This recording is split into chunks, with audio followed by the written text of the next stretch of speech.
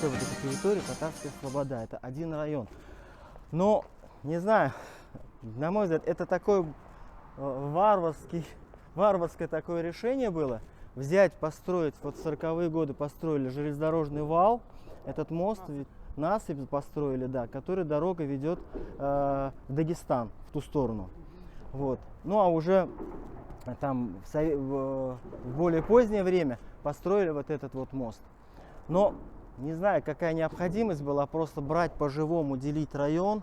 Это как взять через село, пополам его поделить вот так, трассу про него, через него сделать. Вот. Но здесь еще хуже сделал. Вот этот вал, который мы видим, на месте этого вала тоже была мечеть. Там была улица, если я не ошибаюсь, Петряковская, там была мечеть. Вот. Остались старики, но они сегодня уже старики, а они помнят, как этот вал делали, как эту насыпь делали. Вполне можно было и другое место найти, то есть можно было чуть дальше сделать, и тогда бы этот район не был бы вот так вот разделен. В каком году его разделили? Это было 40-е годы. 40-е годы, да. Туда дальше есть вот мост, а потом еще дальше продолжается мост. Это мост через затон, так называемый, набережная Приволжского затона, вот улица Приволжский затон вот здесь у нас. И давайте вот так пройдем. Этот мост через Приволжский затон, а туда дальше уже будет идти Волга. И тот мост, он был привезен из Германии после Великой Отечественной войны. И его военнопленные немцы уже здесь устанавливали. Так, мы на ту сторону через Вот, насыпь? нет, а вот здесь есть проход. Ну я вижу же, вот. Да, вот здесь пройдем мы, да. Здесь пройдем. Ну, здесь прошло мое детство, я вырос в этом районе. Вот только я вырос в так называемом Подслобода, Казан-Ище, тоже, это мы сейчас были Карагаш ауыл. Вот эта часть, куда мы идем, это уже называться будет Беткей, Чилемле. Правда, мало кто даже из местных, ну, молодежь, конечно, уже и не помнит, если тем более не интересуются краеведением, они не помнят эти названия, знают общее название: Тияк, Царев. Ну, в Астрахани, к сожалению, это очень такое вот нерочительное отношение к истории, на мой взгляд, потому что этот район называется Тияк или Царев. Сейчас построили новый микрорайон, не очень далеко отсюда. Там рядом есть так называемый Туркмен-аул. Когда-то там жили туркмены, они очень сильно смешались с татарами, в общем, они сильно отатарились, и, в общем-то говоря, смешанные браки привели к тому, что татарская составляющая стала там доминантой уже. И они, в принципе, татары. Можно было сохранить этот микрорайон под названием, то есть вот это название Туркмен-аул можно было сохранить, и новый жилой микрорайон тоже назвать Туркмен-аул. А пошли по другому принципу. Он теперь называется уже новый микрорайон, это на улице Боевой, Боевая 126, там очень много корпусов. Этот район называется микрорайон Царев. А у Тияка, у названия, есть своя история. Когда-то лодки приплывали, разгружали, погружали. Ну, тоже история. И это было бы замечательно, если бы это все сохранилось. Вот сейчас мы идем, приближаемся к месту, где когда-то была мечеть. Одна из мечетей этой татарской слободы.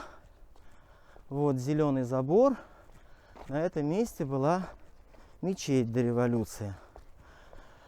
Фотографии этой мечети сохранились, а самой мечети уже нет. Вот. Есть один, да, вот этот вот забор. Это то, где когда-то была мечеть.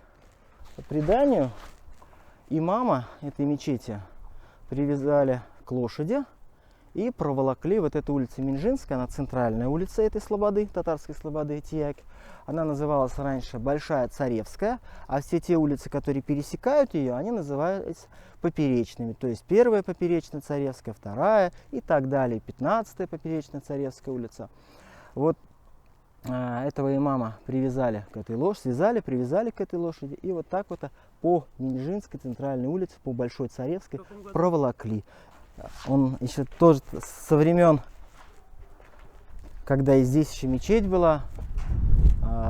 Взглянув на него, можно сразу вернуться. Это вот этот. Да, может, вот он. Да. Взглянув на него, вот на этот дом, можно вернуться сразу. Помните, фильм был такой «Не может быть» Гайдая. Вот где-то куда-то в 20-е. Или «Свадьба Бальзаминовых». Вот.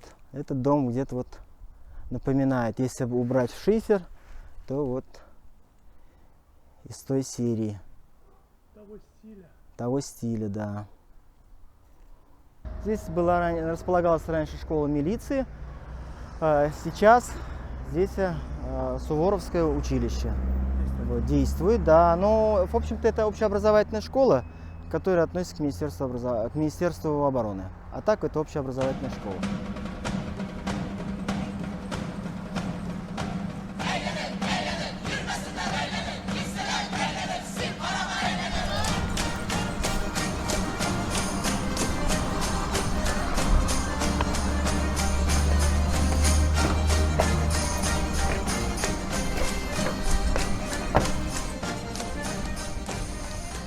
Вот 80-е годы этот мост строили, если я не ошибаюсь, 80-е его закончили, перед тем, как закончилась советская власть. И задумка была такая, что мост должен был продолжаться. Вот это вот забор здесь есть, закрытый, бетонные вот плиты стоят. А мост должен был спускаться, дорога должна была спускаться, поворот на вот эти трехэтажки. Это начало улицы Николая Островского, одна из самых длинных улиц в Астрахани, которая идет до Третьего Юго-Востока, до улицы Софьи Перовской. Но предполагалось, что вот она будет поворот налево и дальше так. Советская власть, но это не доделали, сделали сюда, туда, там выходы еще были, дорога очень разумно сделано было. Но советская власть закончилась, и идея тоже хорошая закончилась. Сделали вот так вот. Перекрыли и оставили как есть. Вот наша Татарская слобода, вот отсюда, вот если смотреть, Татарская слобода Тияк, вот она, эта часть ее, вот туда. Если посмотреть на ту сторону, то когда-то здесь вот бежевое такое здание, это здание КМУ, Каспийское мореходное училище. Сегодня это морской институт. Я не помню его полное название, но статус у них поменялся. Они сейчас иначе называются, но также относятся к морю и реке, готовят специалистов в этой области. А вон та зеленая мечеть, которую мы посмотрели. А вот та самая зеленая мечеть, да, где когда-то служил, работал имам Мухтасиб Астраханской губернии, который имел все шансы стать лидером мусульман внутренней России, Абдрахман Умеров. Это вот та самая насыпь, которая поделила один район, один большой район Тияк, поделила на две части. И я помню, когда учился, жил здесь, у нас было такое среди подростков: это Завальские, это вот такие. То есть вот это вот деление, оно отразилось и на подростковых вот таких вот отношениях. Свой-чужой. Свой-чужой. Хотя, конечно, когда были какие-то конфликты с людьми за Царевье, с ребятами, то мы считались все уже одной такой единой компанией.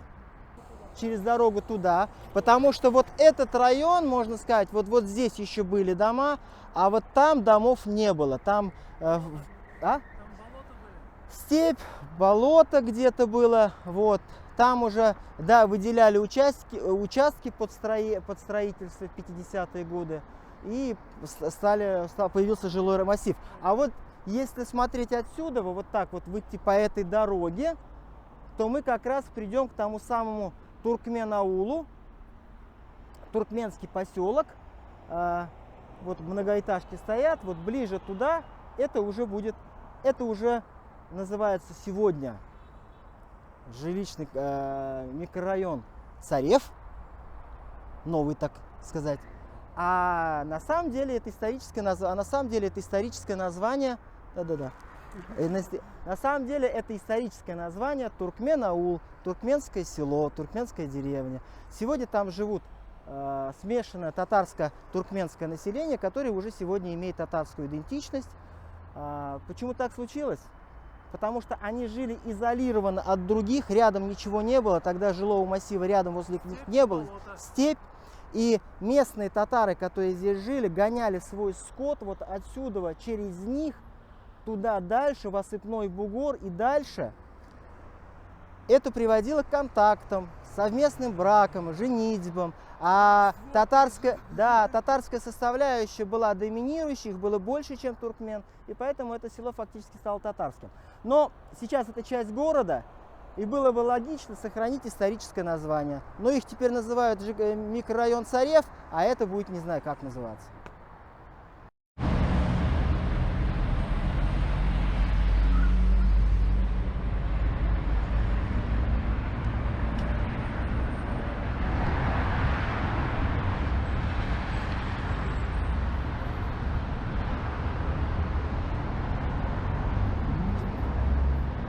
То, что высокая часть, это вот второй мост, они просто два моста сливаются, и вот то, что впереди, то есть то, что высокое, это вот немецкий мост, да, который был в качестве контрибуции привезен в Астрахань из Германии, и немецкими же военнопленными он был установлен.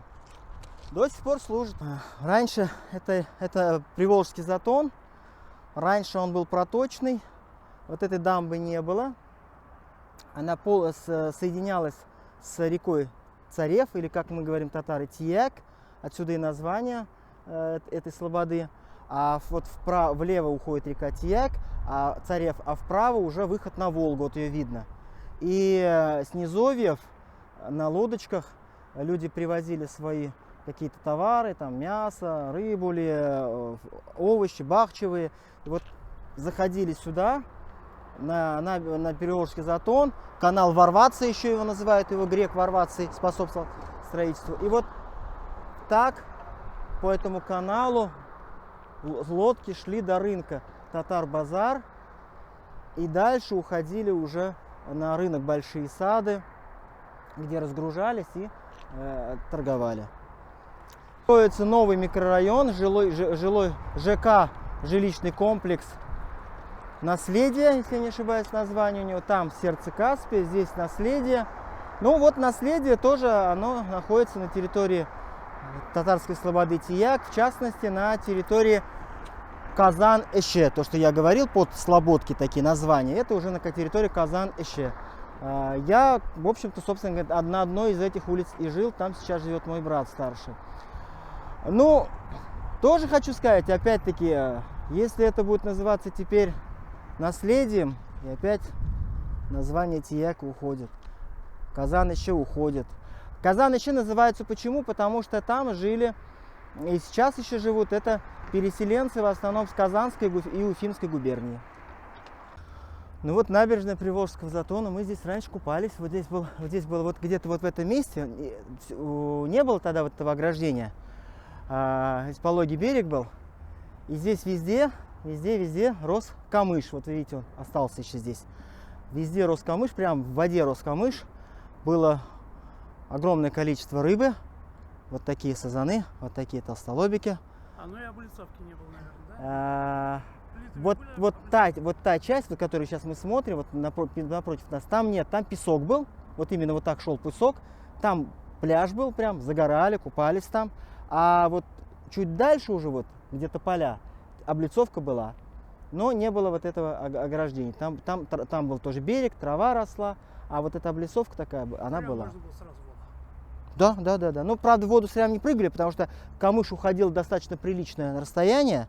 Вот. А здесь камыша не было, вот здесь был пляж. А здесь везде был камыш. Кашкалдаки водились.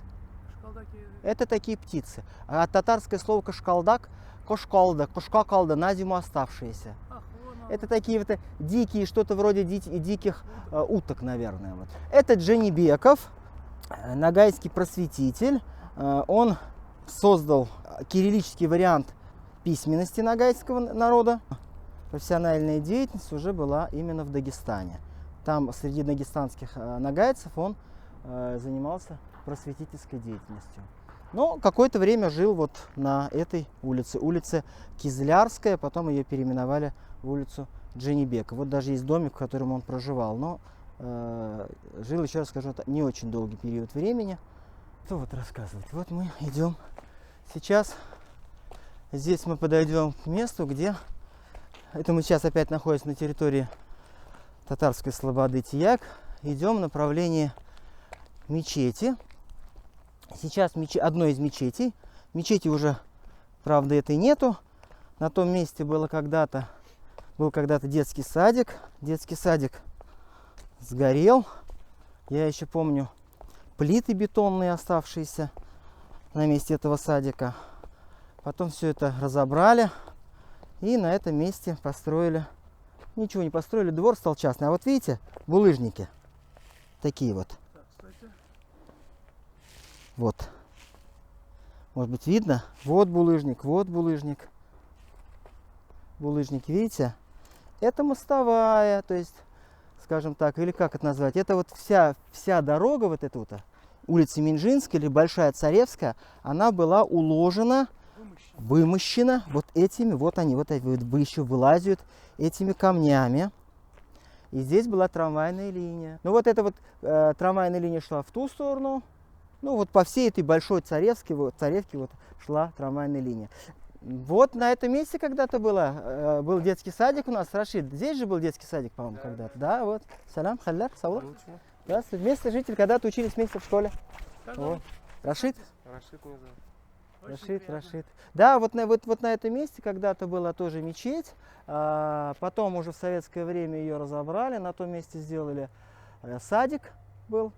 Садик сгорел, рухнул, забросили его, были бетонные плиты. Ну а потом уже из-за того, что площадь не использовалась, здесь вот уже построили строение. Вот эта часть, где мы сейчас идем, это уже у нас Казаныще.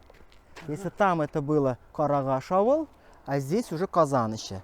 Казаныще, то есть это люди, которые переехали сюда из Уфимской и Казанской губернии. Вот рядом уже будет мечеть, в которой ходили жители Казаныще. Это мечеть Камышлы. Да, вот это вот мы прошли место, это была мечеть, это вот, которую прошли до этого, уже нет ее, это тоже Казаныще. И вот здесь будет мечеть Камышлы, или как мы говорим, Камышлы Мящит. Камышовая мечеть, но она не была из камыша, но название у нее такое Камышлы Мящит. Двухэтажное здание, выходит на 3 улицы: Дунайская, Минжинского и Симферопольская. Вот по правую сторону вы можете ее наблюдать. Вот это здание, которое сегодня со всех сторон построено, перестроено и мало уже напоминает мечеть. Ну, да. А вот рядом домик, вот туда чуть-чуть, это там жил один из муэдзинов этой мечети. Вот отсюда посмотрим, вот этот домик, да? Да, вот этот домик является мечетью Камышлы. Минарета, конечно, уже нету давным-давно. Вот этот пристрой, это не аутентично. Вот то, что... Шлакоблок. Да, шлакоблок, тоже шлакоблок. Силикат, это тоже является уже пристроем. Вот здесь вот это дом одного из муэдзинов мечети Камышлы. И общаясь с его внучкой, уже взрослой женщиной, да, она рассказывала, как один из местных жителей пришел к нему и сказал ему большую тайну, что тебе нужно срочно бежать, потому что собиралась местная парт-ячейка, приняла решение о том, чтобы тебя задержать, арестовать. Вот, то есть, как бы вот такая вот солидарность, она все равно сохранялась у людей, несмотря на то, что он и был в этой ячейке партийной, и человек вынужден был бежать, иначе бы его репрессировали. Вот здесь когда-то жил. Ага. Вот в советское время, до советского времени здесь располагалась медресе, мечети Камышлы, вот то, что с этой стороны находится. В советское время, если не ошибаюсь, здесь был рентген-кабинет, потом был здесь зелентрест, пол дома, вот та часть дома, это там квартира потом была, а на этой части половины дома был зелентрест. Во дворе были теплицы, там выращивали саженцы для посадки. Но вот несколько лет назад случился пожар. Семья, которая там была, покинула. Зелентрес уехал оттуда. В общем-то, можно было здание это вернуть и в дальнейшем как-то что-то здесь и сделать, но Сейчас здание оно здание было, двор был муниципальный, дом был муниципальным, но муниципалитет сразу же после этого пожара продал этот участок с домом, и вот вывеска висит: продаю. Висит давно. перекупщики. Перекупщики, да. У мечети Камышлы, кстати, это не единственное здание. Туда вглубь, вот сейчас, где новостройка стоит, там был тоже частный дом. На том месте тоже было строение, которое тоже находилось в собственности у мечети Камышлы. То есть богатая такая община была. Я человек, семью эту знаю, но я вырос на соседней улице, семью эту знаю. И один из членов семьи впоследствии женился на девушке с поселка Машаик, из той семьи, которая по преданиям является потомками хана Емгурчи.